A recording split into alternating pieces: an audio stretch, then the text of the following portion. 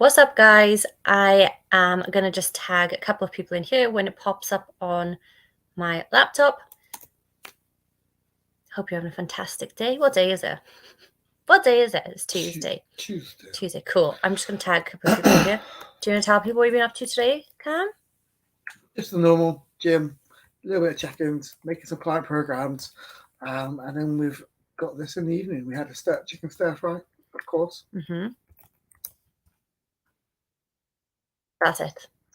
That was Nothing else to the gist say. of my day. Rosie.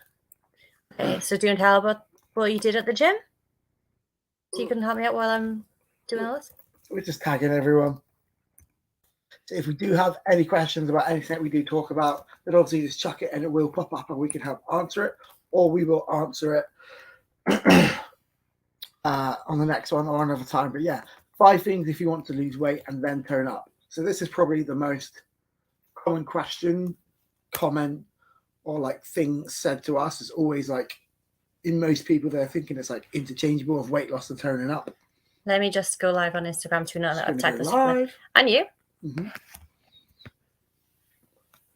Perfect. Oh, or as perfect as it can be with the amenities that we have at the moment. Look at that angle. So today we are going to talk about losing weight and toning up. Is there an order you should do it in? What should you use to do it? What difference is there between toning up and losing weight? Like, what do you have to actually do that's different to get there? That's fine. And yeah, all of the above. So if you've got any questions, drop them in the comments. Yeah, just drop them in the I just found something so strange on Facebook. But yeah, drop them in the comments and we will answer them. Or like Cam said, if you are watching this on the replay, no worries, just drop a comment in there and we'll come back to you. Or just DM us. That's all good, isn't it? So I've tagged a couple of people in here that answered our poll earlier about what do you want? Are you looking to lose weight or are you looking to tone up? And some of the lovely women in our group said they want to lose weight and then tone up. So we are going to discuss this. Cam and I were having like a little bit of a discussion before we went live as well. So should we reconvene that conversation? Yeah, go for it. Start it up. Oh shit. Okay. Maybe you have to push your laptop forward. Maybe. Oh yeah. So what we were basically saying is that everybody's goal really is to, well, the majority of you guys is to look smaller, look healthier, look fitter, and you believe that by weighing less that this is going to achieve what you're looking for. So you guys are looking to get confident, you're looking to improve your health, improve your fitness, and you believe that comes through the number on the scale, which when we think about it is absolutely absurd, isn't it?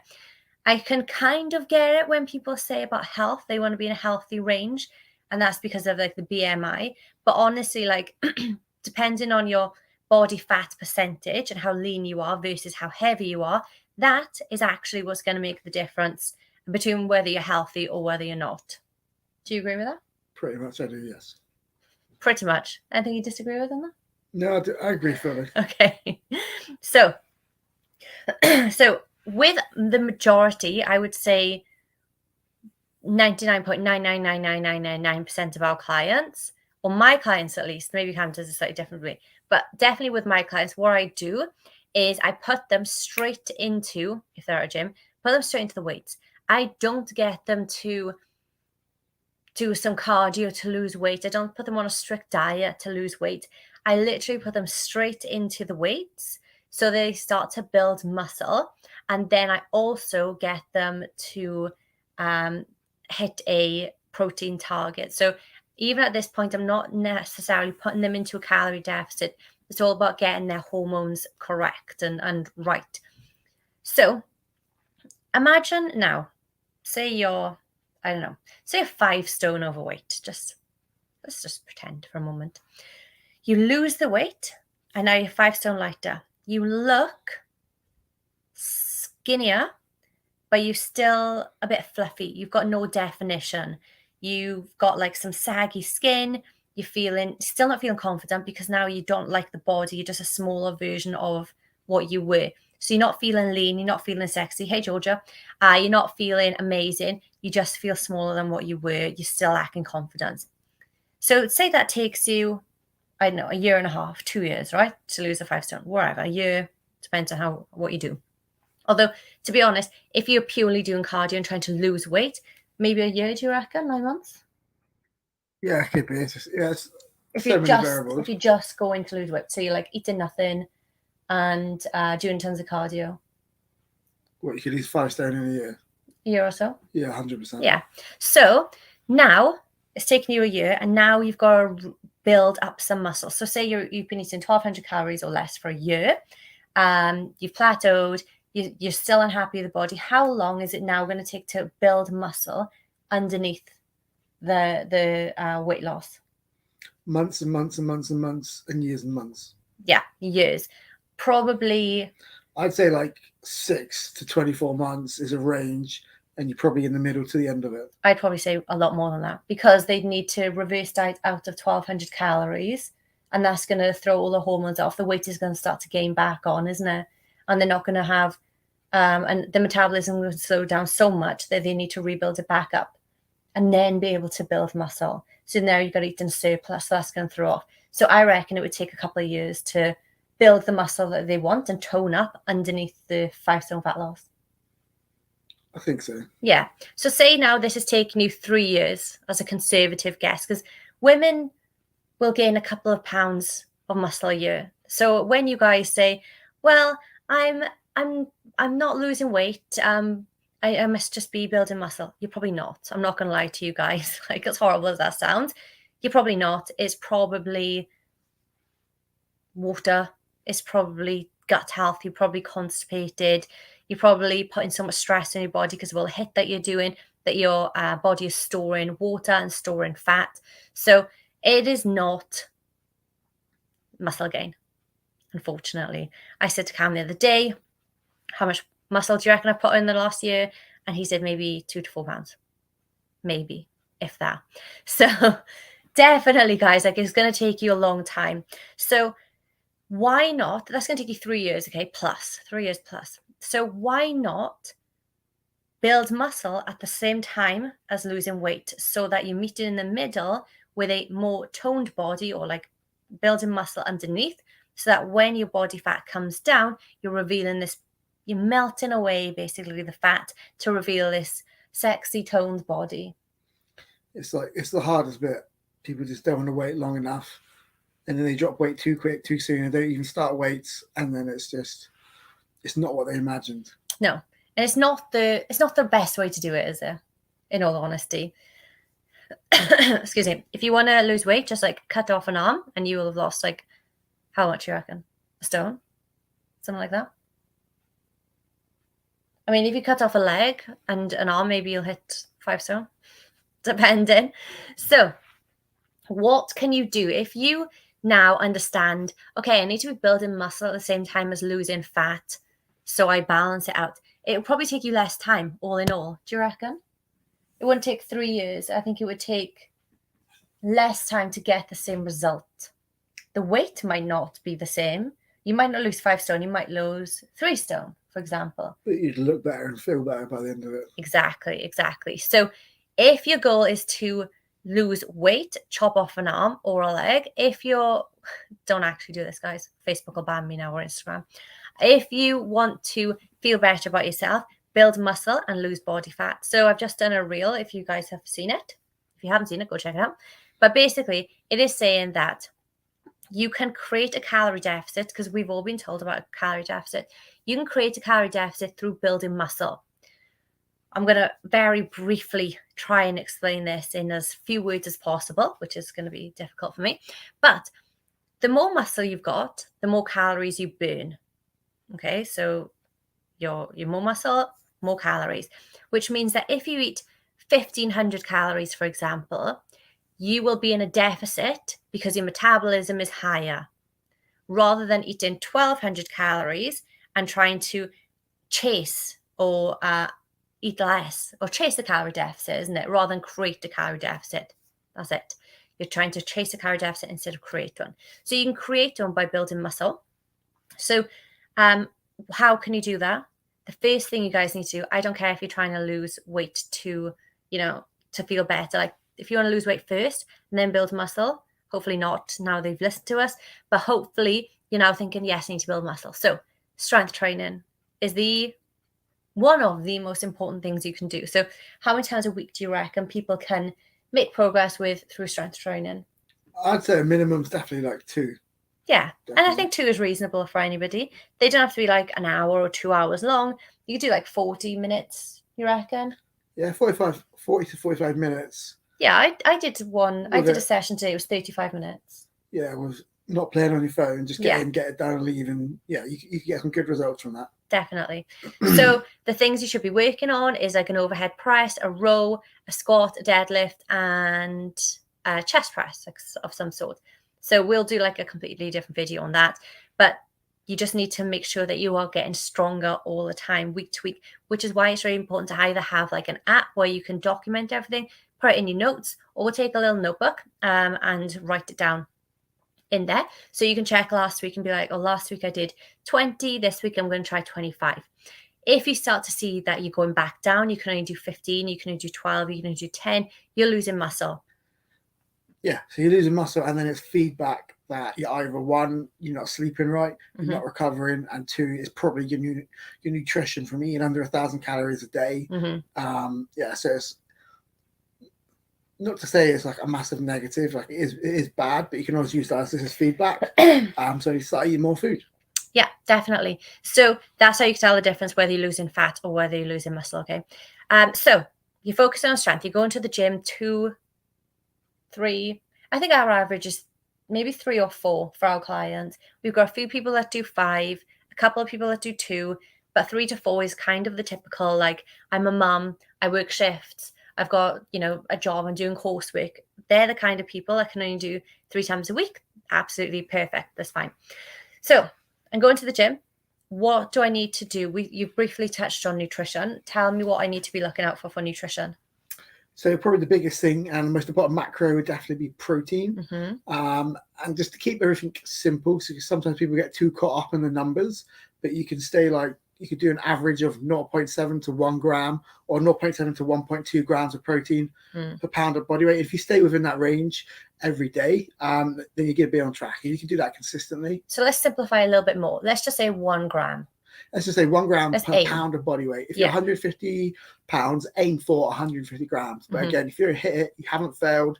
But if you're at like 50 every day, I'd probably just say you have failed, because that's the blunt truth. Like, that's way too low. Yeah, 50 is you'd have to really try to not hit 50 grams of protein in your day. If you are a meat eater, I will say it's more difficult if you're vegan or plant-based. Yeah, it is. People still do it, but it is harder. Yeah. So the other thing to think about as well is, if you are 5 stone overweight, do not aim for 1 gram protein per pound body weight, okay? You're going to be looking at your goal weight. Say your goal weight is 10 stone. That's 140 pounds, 140 grams of protein. That's your target, okay? So that's the way to do it. Aim for, I think if you're over, for a woman, I would say, if you're over 160 pounds, maybe 170 pounds, aim for your goal weight. Anything up to 170, you should kind of be able to get, I think. Yeah, and unless you're already obviously got lots of muscle and you need to maintain it, people aren't going to be in that position. No. So just keep it simple. Yeah, 1 gram per pound of body weight or your goal weight. What was I going to say then about that? I would say a typical thing people are guilty of, not very guilty of because it's not a bad thing. People calorie cycle. So no, wait. Talk about protein. Yeah, I'm getting there. Oh, okay. People calorie cycle and they'll have 300 calories less and they'll replace it on another day. That's completely fine, but that does not go for the same as protein. Your body needs a thing called muscle protein synthesis, which is like a mechanism to start repairing and recovering and rebuilding muscle. That needs to be done every day. So you can't eat 40 one day, 300 grams the next, 300 the next day. It needs to be consistent all the way through. So a lot of people I see forget about that, or just think it's exactly the same as calories, but it's not. What I was going to say, that's right, yeah. But what I was going to say is that if you're currently eating 50 grams, I like shit, I need to eat more. Don't aim for 150 or wherever you go for. Aim for 60 grams, then aim for 70, then 80, then 90, 100, 120, 140, 160. Okay, so don't be like, oh my God, I've got to go from 50 to 150, for example, because that's 3 times the amount. Your gut is not ready for it. You really need to ease into it. Do you agree with that? 100%. Cool. Okay, so now I'm going to the gym 3 times a week. Yeah. I'm hitting my protein, not my goal weight or my current weight. I'm not cycling it. I'm having it every single day. What about steps? Are they important or do they matter? Yes, but not for maybe the exact reason. I'd say you always want to be like active, generally active anyway, and that's going to improve like your activity. It's going to improve like your mobility. It's going to improve like your recovery. It's going to improve like your general like cardiovascular health. So that it's good for that reason, but it's not necessarily amazing to be like fat burning and calorie burning. Like if you purely do it for that reason, you'll probably stop to enjoy it and not do it as much.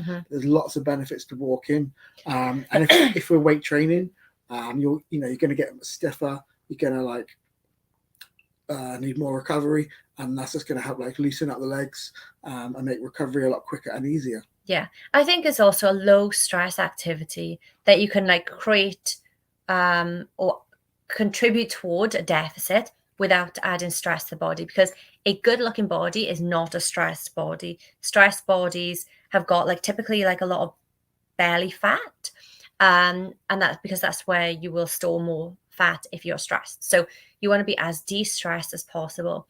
So yeah, adding in the walks is going to help with not just the deficit, but it's also going to help with your mental health, especially if it's outdoors. It's going to help with the gut health, and it's going to help with digestion as well, being able to actually move those foods around. And sometimes it just gives you that space that you need as well, isn't it? Yeah, I think, so many benefits. Like, what do you like to do on a walk if you're not with me? Listen to a podcast. Yeah. Reminisce. Well, Reminisce. What? Reminisce me missing you. Well, you have to, eh? But actually what we both do is like I was walking to the gym earlier and I was watching like a training by one of my coaches. We'll listen to a podcast. That's pretty much what we do. It's like listen to podcasts, audiobooks, or coaching calls and stuff, just so we become the best version of ourselves. Like if there's anything we can learn and develop, that is the best time to do it. And also sometimes it's just nice to listen to music and just reflect, isn't it? And just try and, build up your mood a little bit. 100%. Lots of ways to build up your mood. Definitely. So let's talk about steps actually. How many should I aim for? Is it 10,000? Is 10,000 the be all and end all number? 100% not. It's just like a made up number. I can't remember the reason how it was made up, but I think it was for, I don't know if there's been like a Japanese Olympics or something like that, and it come out of that, like the marketing for it. Interesting. Some sort of goal. Yeah. So how many steps should you do if you want to lose weight and tone up? Varies where you start. So let's say 10,000 is your goal, right? But currently you do 2,000 a day. 10,000 is a massive stretch. If for me an average is 30,000 a day and I'm only aiming for 10, I'm actually going to be worse off because now I'm dropping 20,000 steps. So you just want to gradually improve on what you've got as an average. So the best thing to do, look at the last 7 days, see how many you've done across every single day. So say you did 70,000 a day. You did 5K one day, 20K the next day, 12K the day after, 8K the day after, all ended up at 70,000. The next week, you aim for 72,000 or 75,000, okay? Then as soon as you hit that for a couple of weeks, then you aim for 78 or 80,000. You try to improve that week to week. It is more difficult in the winter. Yeah. I think cold. It is. I think speaking as a woman as well, it is a little bit more daunting as a woman to go out in the dark in the night. Well, it's not even nighttime anymore. It's like bloody afternoon, isn't it? But we are coming into the winter solstice soon, so the days are going to get a bit longer. So no excuses when summer comes around, or spring even. So now you've got your first 3 things to do: strength training, protein and getting your steps. What about tracking calories? I've already mentioned that with my clients, I don't get them to aim for a certain amount of calories until we're hitting protein. So, because if I give you 1400 calories, but you're struggling to hit protein, there's no point in limiting your calories because you can't figure out like what has got more protein in. So I like to give clients the wiggle room and they prioritize protein. I don't give them calorie targets for a few weeks normally, but what will happen naturally is because you're so full from protein, because protein makes you feel full, you naturally eat less. So it just happens over time. Honestly, it's bloody marvelous. But it is something that I like to do. But some of the things we should do a session on this, or like a lesson or call on this about tracking accurately. Like, what are the key mistakes people make? We should do like a separate one on that because we can go on to quite a lot of detail. But tracking accurately is one of the most important things. Yeah, I think that just comes around to the second thing of people say, I'm eating a calorie deficit, but I'm not losing weight. It probably comes down to like your tracking accuracy, or if you're not tracking your judgment of food. Yeah. Excuse me. So when it comes to like using MyFitnessPal, make sure you are weighing things. Don't guesstimate, because we've tracked on and off for years and we still can't guesstimate some things. We're like, oh my God, that is way more than I thought it was going to be. Especially when it comes to things like Biscoff or Nutella, anything like that. And even rice. You can't gauge bloody rice, can you? There's no chance of gauging rice just by looking at it. Like, that's sometimes with rice, I feel like it looks less than what it is. Yeah, it's like before it's been like cooked in water. Yeah, so sometimes I'll have like 80 grams, but it'll look like, oh my God, how am I going to eat all that? There's a lot there. So definitely track it dry, and make sure you just use MyFitnessPal and look at MyFitnessPal and see, is this pizza really 100 calories, or is someone wishfully thought that they put that in because they're cheating their diet? It wasn't us, but that is like something that we would probably, pick. We'll pick that 100-calorie pizza, please. Okay, so the last thing, Cam's touched on it already, I've mentioned it kind of, is sleep. So why is sleep important? And why should they sleep? Sleep is for I'll sleep when I'm dead. Sleep is for the weak. All that bollocks.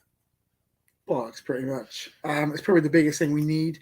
If we didn't need it, evolution of us, like we wouldn't need it. You know what I mean? We wouldn't still be sleeping if we didn't need it. It's like the most important thing we could do as a body, as we've evolved from monkeys to men and women. Depending on your